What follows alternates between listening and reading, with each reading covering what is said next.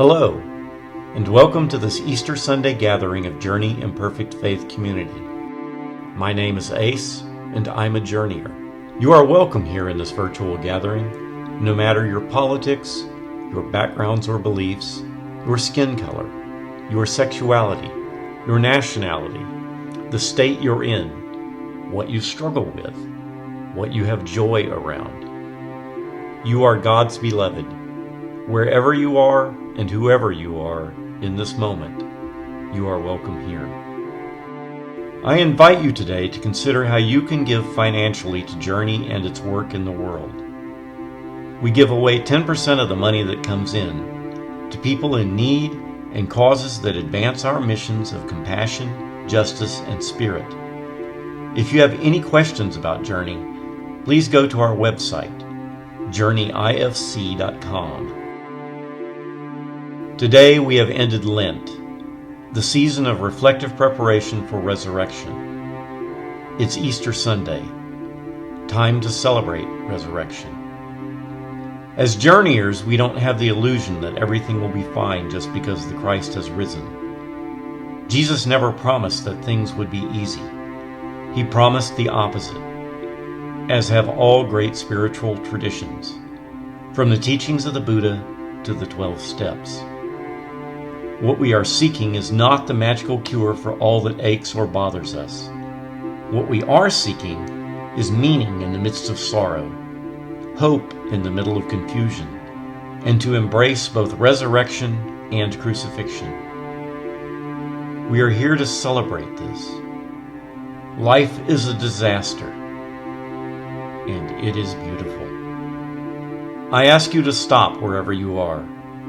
Relax. Open your hands, your mind, and your heart. Let's breathe for a moment, opening ourselves to the presence of God's love.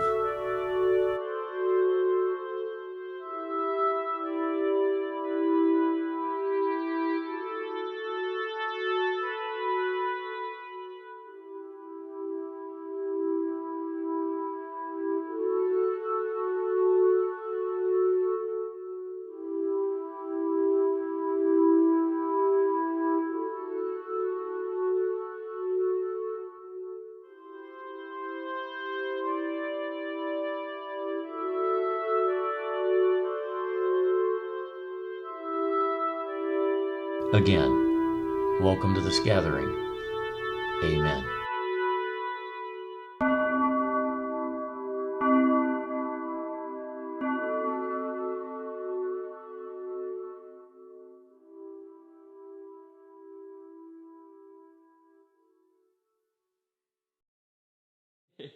How are you doing? Good. So I'm just gonna ask you a few questions, if that's okay. Sure. And they're questions about Lent. Do you know what Lent is? Well, it's where you prepare your heart for Easter. I know. Yeah. I do, pretty much. Yeah. Good. Nice. Lent is when you eat no meat. You have a special time to pray to God. Jesus went to the desert to pray. That's it, I all know. It's where you give up stuff. It's like when Jesus was like walking in the desert for like 40 days. Sometimes that's the time of prayer. What did he do in the desert? He prayed. Oh, good. Did he eat food? No. Do you think you could go without food for 40 days? No, because that would make us die. No. Why? Would you just get hungry?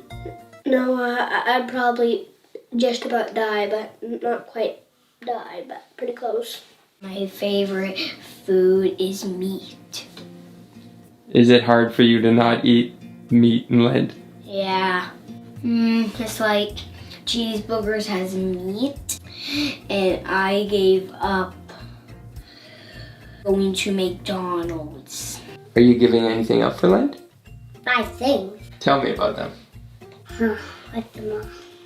Sorbet, ketchup, mustard, and relish. Are you doing any sacrifices for Lent? I haven't chosen one yet. No? Might take me a while. Hot drinks. Oh, and marshmallows. Is it hard giving up all that stuff? Yeah. It's really hard with the ketchup. I can imagine. Why do you think you give up all those things? I don't know. It's kind of hard to explain. Because it is Lent and we have to give up some weird stuff. How, for you, is your Lent going right now? Good. It's just good? Yeah. Well, that's good. On a scale of 1 to 10, how good is it? Well, that would be probably How's your Lent going so far? good. Mommy made us a tomb. A tomb? Yep. And what do you do with that tomb? We just look at it. I would say 5. Why is it not a 6? Just because sometimes there's like nothing to do in Lent. Like, you know what I mean? Why do you have a tomb? What is it for? For Jesus. Been hard. Or with like the sacrifice. Why is it not a 4? Well, because I get to eat like bagels and English muffins with butter, and that's really good tasting. What would you do if you saw Jesus die on the cross and then you saw him 3 days later?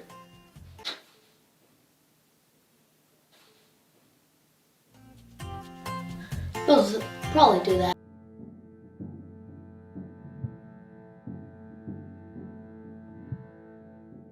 When I was in college, one of my favorite verses was that you must die to yourself in order to be born into Jesus. We actually had a little Bible study group that when we sort of found that verse when we were 19 years old, tried to figure out what that would mean.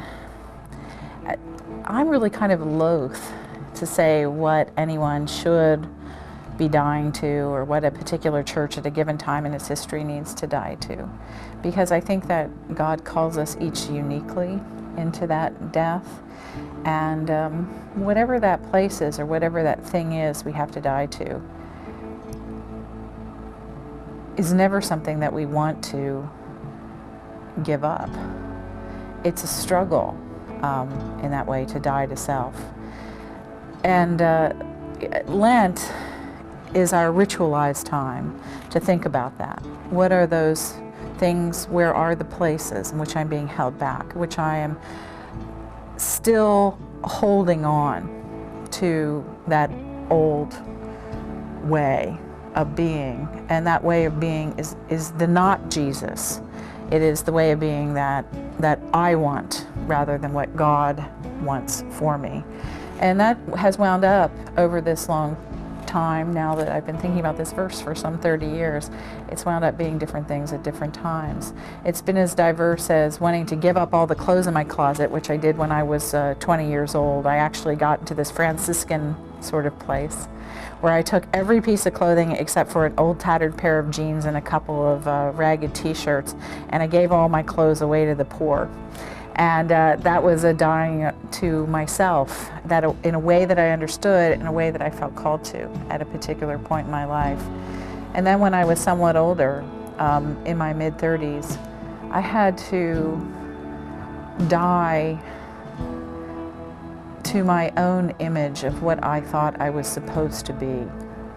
And that was to be the sort of the perfect wife, or to be the perfect scholar. And I had to be willing to just let go of the schemes and the plots and the plans that I had for my own life. And at another time, I was called to let go of having a bad or false image of myself. And that was constantly beating up on myself, saying, oh, you're a miserable sinner, you're always going to fail. And there was a time which God called me to say, let that go. You are my creation. You are beautiful. You are not a failure. You are gifted. You are powerful. Embrace the Spirit. And so those are very diverse giving ups. And I think that as human beings, and we go through life, we experience that variety, complexity, and diversity of what we're called to surrender. And that dying to oneself is not a one-time thing, but it continues on and on and on as we go through a journey with Jesus.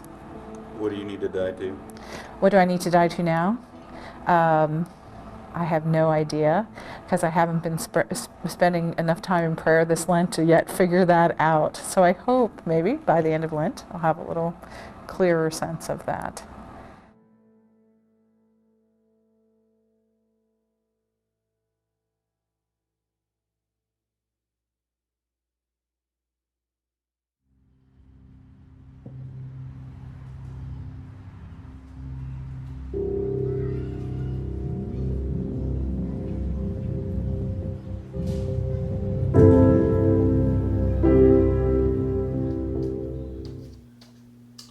Hi, I'm Jeffrey, and I'm a journeyer.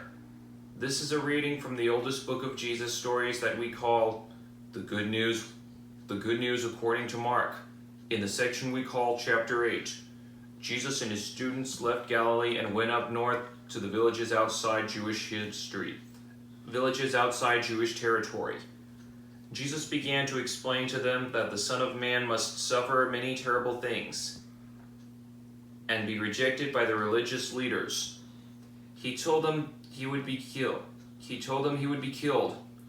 But he also said that 3 days later he would rise from the dead and see them all. As he talked about this with his disciples, Peter interrupted him, took him aside, and began to correct him for saying things that sounded irresponsible and reckless. Jesus turned around and looked at his students, then corrected Peter. "Get away from me, Satan," he said, using the name for the supernatural accuser and ancient opponent of truth. "You are seeing things how human beings see them, but God sees life differently."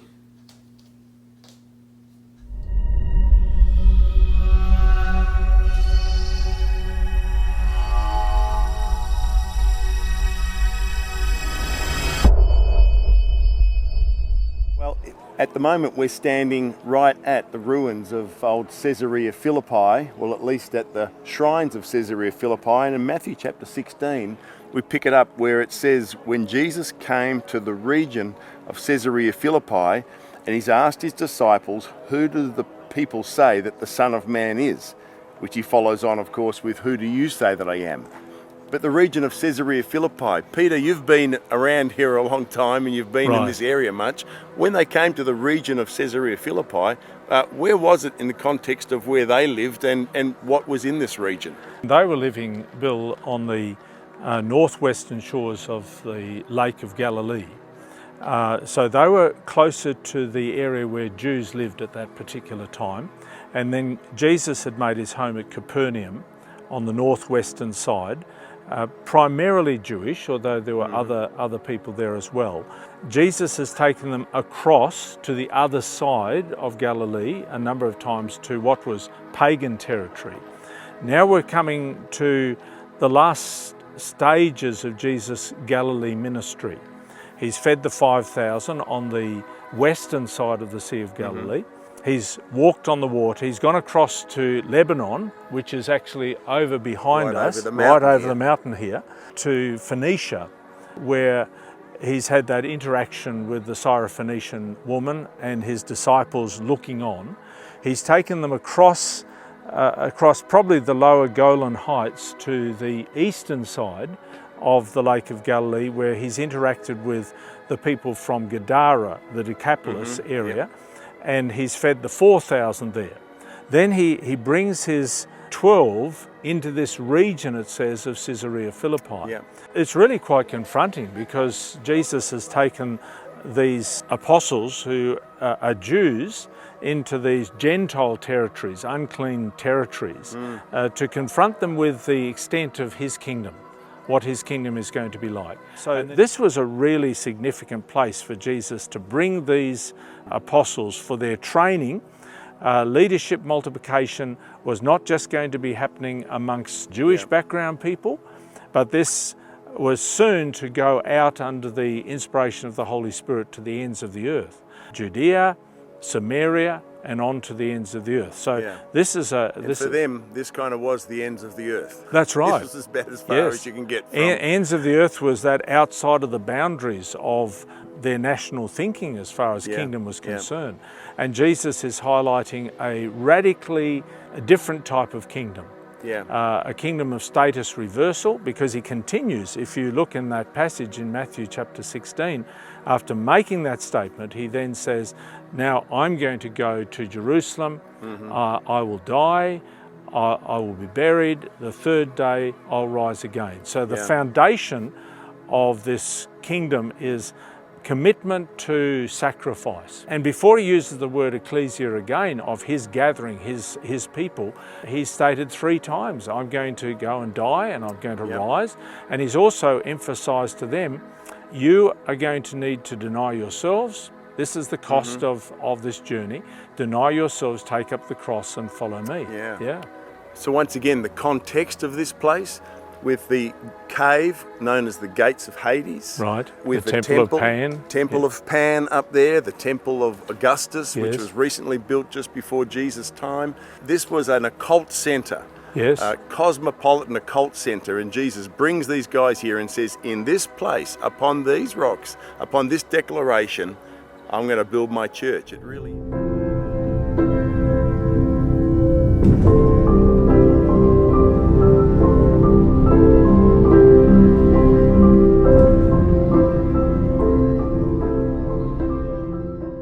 Maybe you should just pray for shrimp. Still praying as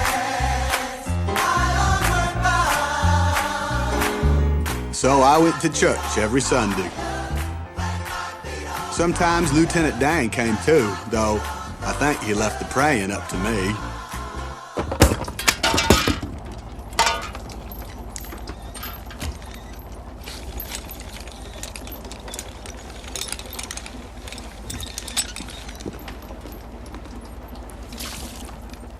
No shrimp. Where the hell's this God of yours? It's funny Lieutenant Dan said that, because right then, God showed up.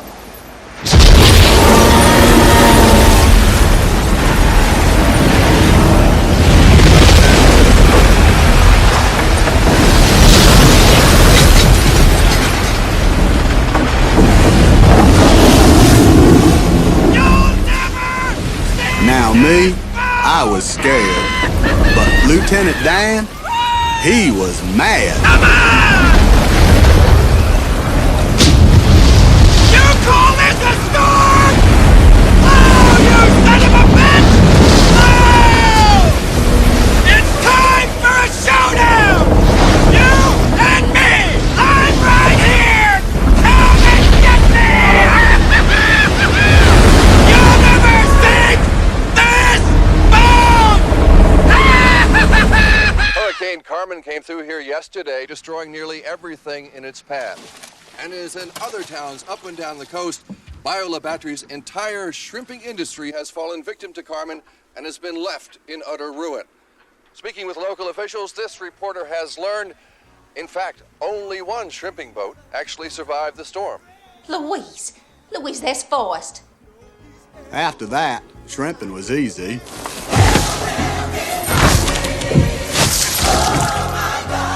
And since people still needed them shrimps for shrimp cocktails and barbecues and all, we were the only boat left standing. Bubba Gump shrimp's what they got. We got a whole bunch of boats, 12 Jennies, big old warehouse. We even have hats that say Bubba Gump on them. Bubba Gump Shrimp. It's a household name. Hold on there, boy. Are you telling me you're the owner of the Bubba Gump Shrimp Corporation? Yes, sir. We got more money than Davy Crockett.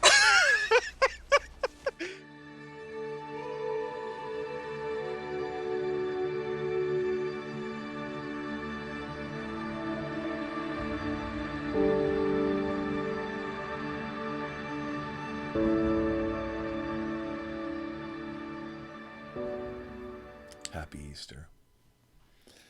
It has been a hell of a year since a year ago when we were all just beginning to deal with COVID and the lockdown, and we had not gotten to have the men's retreat because of the shutdown of Austin and school districts and all kinds of hard things like that. It's been a tumultuous year.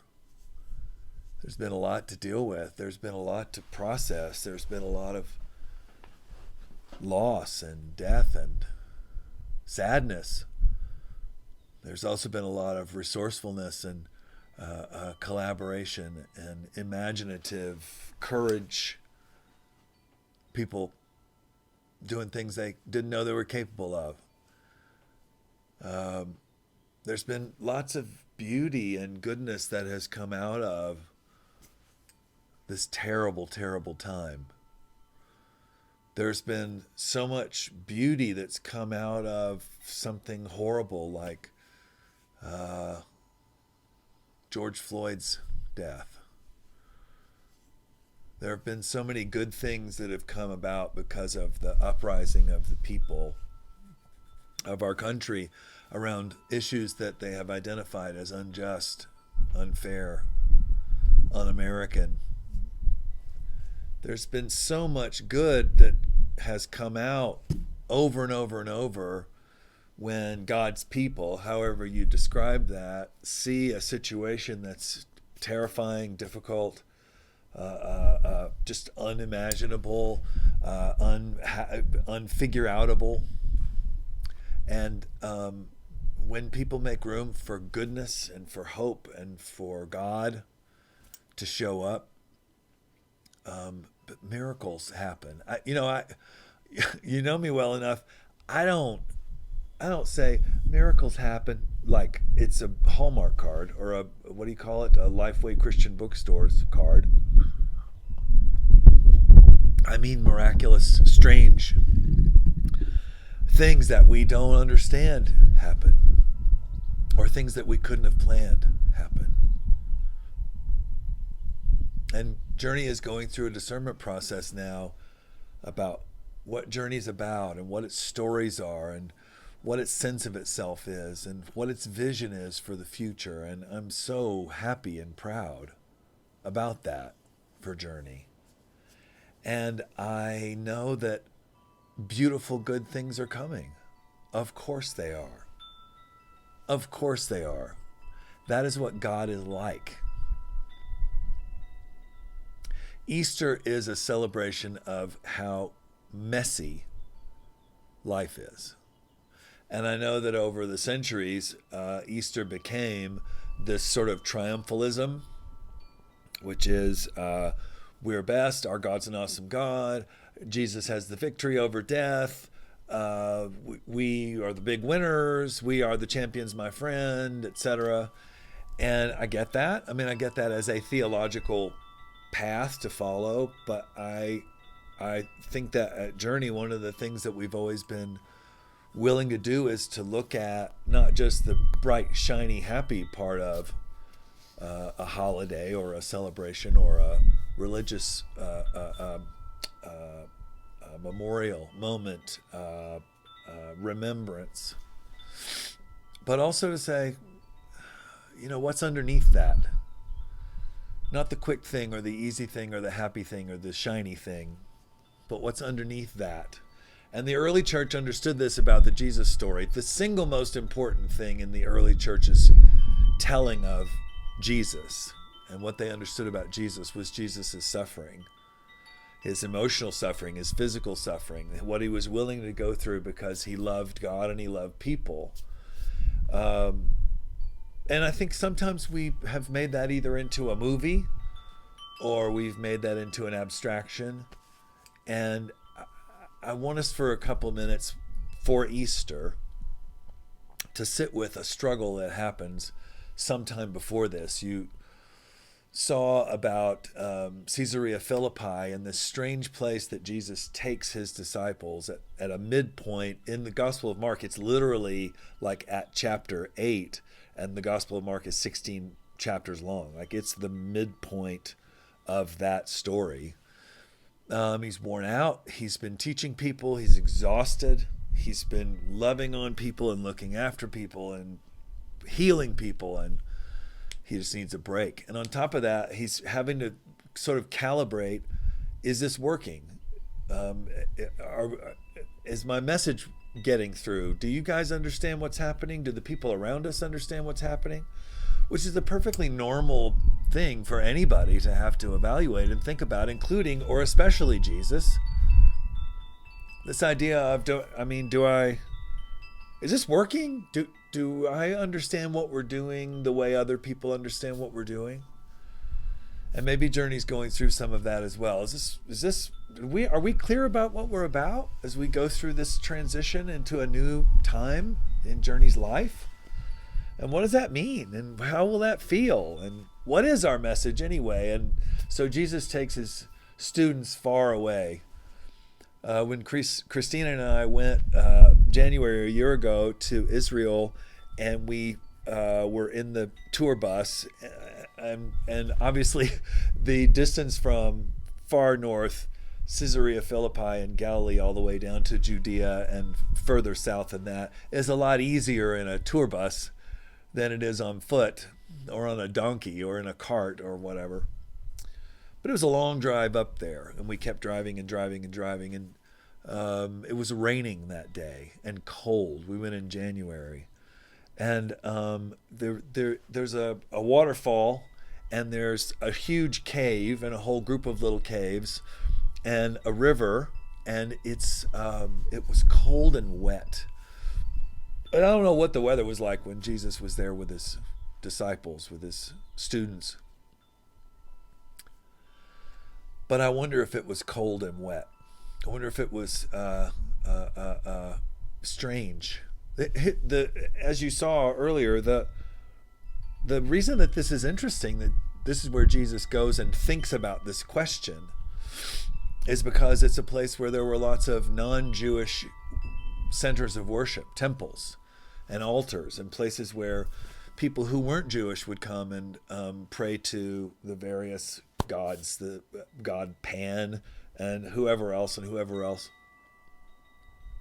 It's almost like he said, I need to reset. I need to get out of the world in which I'm a Jewish rabbi speaking to Jewish people about themes about the Jewish law and about Jewish worship and about the Jewish God, and I just need to stop.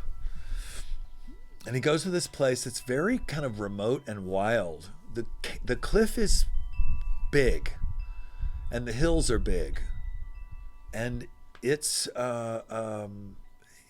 rough feeling and really, really beautiful.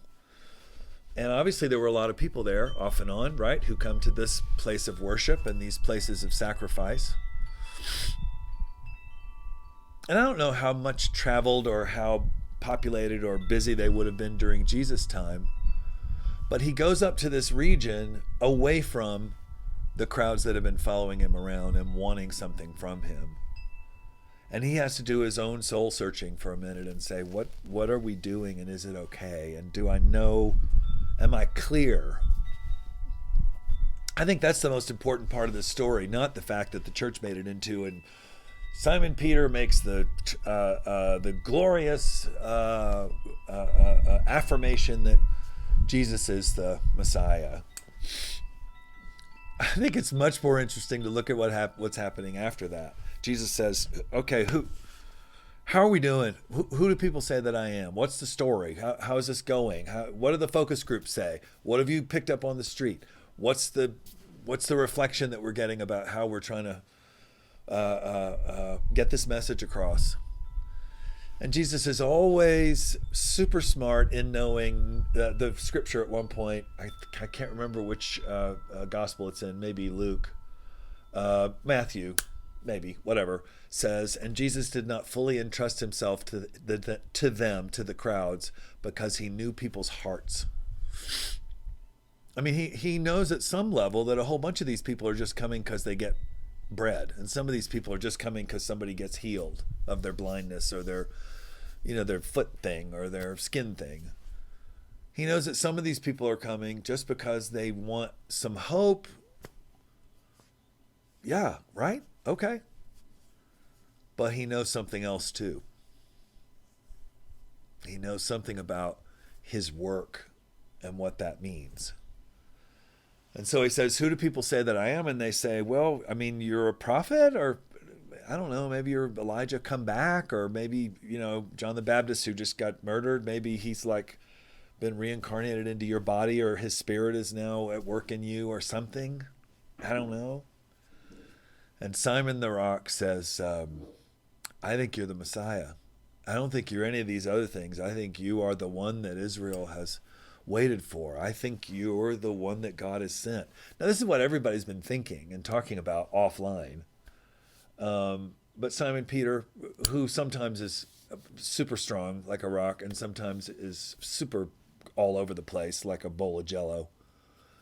This is one of those moments when his brashness is dead on target. And he says, I think you're the Messiah. I don't, because Jesus said, who do people say that I am? Well, who do you say that I am? And he said, I think you're the Messiah. And Jesus is happy.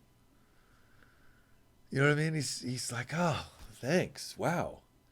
And you wouldn't think necessarily, if you think about the scriptures as being a tableau already laid out of a picture that we're just looking at, as opposed to a living story in which people, including Jesus, are figuring things out and discovering things as they go. You wouldn't think that that would be good news for Jesus in the sense that he would say, yes, of course, I already know this and blah, blah, and now I'll do this doctrine for you. I think that means a lot to him. I think there's a part of him that wonders, is this going okay? Is this working? And then for, one of his students, the head boy, as we say, is the parallel in the Harry Potter Hogwarts world, says, I really think that you're the one that we've been waiting for, that all of Israel has been waiting for. And Jesus says, wow, good. Good, I'm glad. So let me tell you how this is going to go.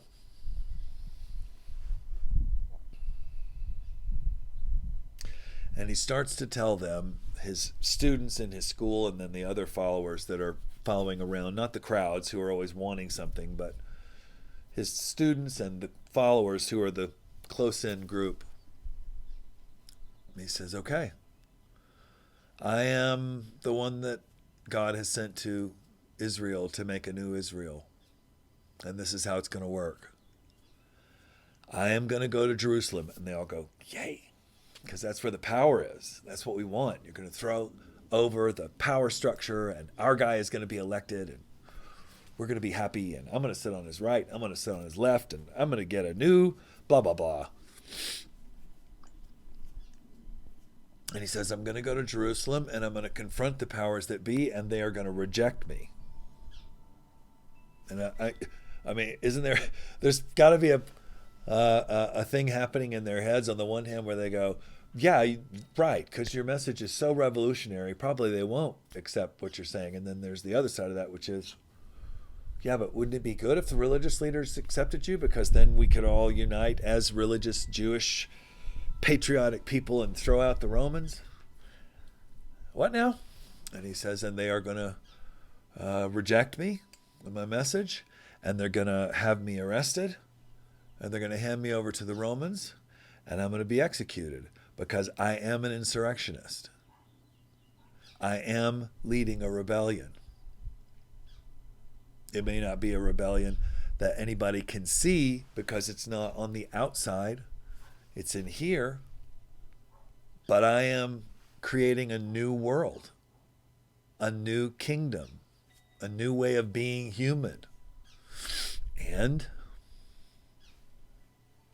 they have to stop me.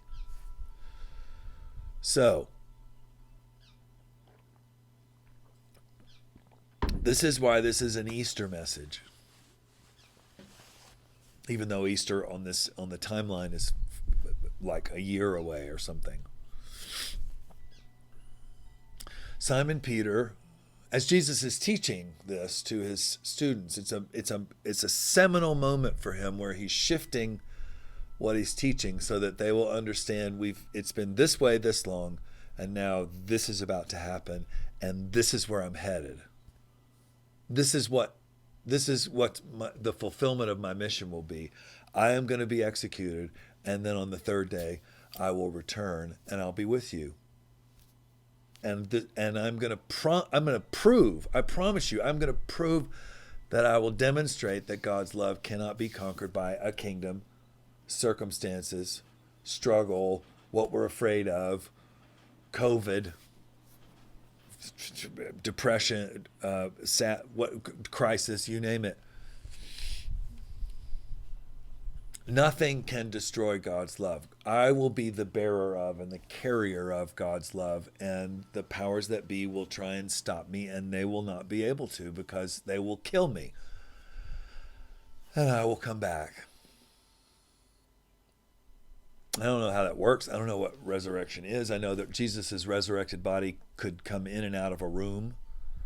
And they would say, oh, you must be a ghost. And he'd say, no, I'm going to eat some food. And he'd eat some food. And then he'd poof, disappear again. And then he would visit over here and then visit over here. And he could fly around or disapparate, as they say in the Harry Potter universe. So some people recognize his risen body and some people don't. Or maybe it changes. I don't know. I don't understand the physical resurrection of Jesus at all. I do understand, I think, and the scriptures are clear, that his people continue to have experiences of him. I don't know how that works, and I don't know what that means. I know that for me, I have experienced Jesus, the Christ. I have experienced the thing that God is in the midst of journeyers many times. Maybe that is Jesus showing up again and again and again. I believe that. I don't know how that works. He's moving to that place. God is going to just continue to be powerful and present, even though the powers that be are going to try and silence me. And we're going to have a parade, and everybody's going to be happy, and the whole time I'm going to be sad and scared because I know what's coming. And yet I also have faith that God is going to make it okay. And his head boy, the guy who has just told him that he's the Messiah, literally interrupts his lesson and takes him aside and scolds him, corrects him, rebukes him, depending on which English language verb you want to use. Simon Peter silences Jesus. Wow. And says, you're the Messiah, and now I will tell you that this thing you're teaching is stupid and a bad idea. It's bad PR. It's a ridiculous program. It doesn't work that way. You absolutely need to rethink this. To which Jesus says, shut up. Shut your mouth. Get behind me. I'm trying to do something here. Get away. Move away. Walk off. Walk away. Here I am trying to get clear about what my mission is and who I am and what I'm doing, and I know what this is about, and I know what I'm supposed to do, and I know what my calling from God is, and you're trying to get me off of that because you don't like it, because it's not comfortable for you? You're thinking about things the way the world thinks. I'm thinking about things the way God sees the world. You don't understand, and you need to be quiet. Sit in the corner and be quiet until I tell you that you can participate in this conversation further. He does this partly because he loves him. Does that make sense? He's trying to teach him something and help him understand something. You need to be quiet and listen. But he also does it because he's angry, because here is this person who's saying, you know how the real world works. This is how the real world works. And Jesus says, I'm not interested in how the real world works. I am interested in something that's bigger than that and better than that and more beautiful than that. I am interested in something that is life beyond what we can see. I'm interested in miracle. I'm interested in resurrection. I'm interested in something I can't even see yet, but I trust. That for me is Easter. Seriously. Not bunnies, who doesn't like bunnies? Not chocolate. Again, who doesn't like chocolate? Easter comes from words having to do with, Northern European old words about springtime and springtime earth goddesses and, all that stuff, which I get. It's springtime. It's new beginning, new life, new buds on the plants and the flowers and the trees and all that stuff. But Jesus is talking about a kind of a springtime that comes when we are willing to let something be born that we can't even see yet, but we trust that we cannot see it. And we feel afraid like Simon Peter, and we feel like we need an answer, and we feel like we need somehow to make this, for this to make sense. And Jesus says, it's not going to make sense to you. I'm not going to fix that for you. But I will be with you. In the Gospel of John, just at that supper that he has on Thursday night, just before he's arrested, Jesus says, I don't want you to let your hearts be troubled, and I don't want you to let yourselves be consumed with fear. I have been with you this whole time, and I'm not going to leave. There's a little while when you won't see me, but I'm not going to leave you. That's Easter. That's Easter. This disaster, this mess, this rubble, these ashes, this craziness. Jesus says, there's so much beauty. There's so much possibility. There is so much possibility. You may not see it. That has nothing to do with whether it's real. Happy Easter.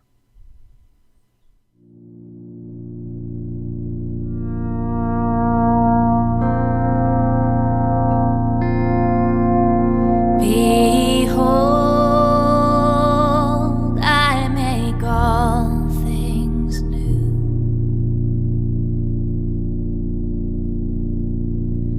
Behold,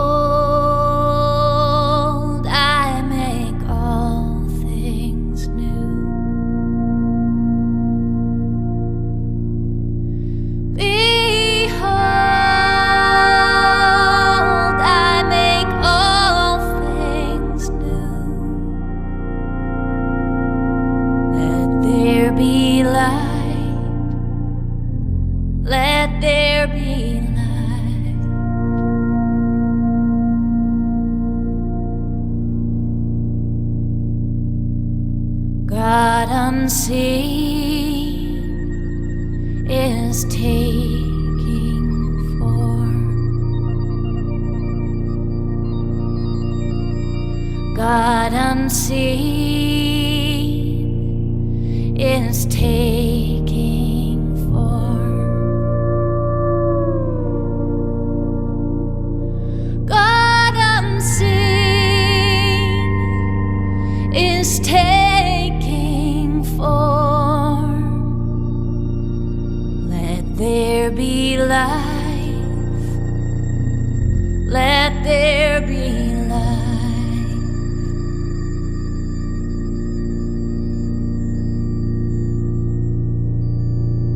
The first and last is searching for.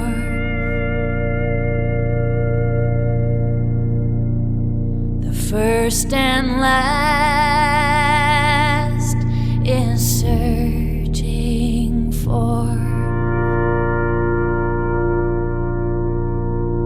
The first and last is searching for. Becoming life, becoming life.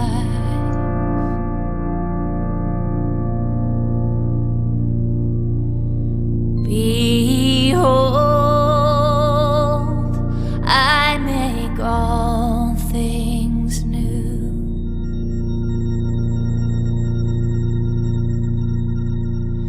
Behold,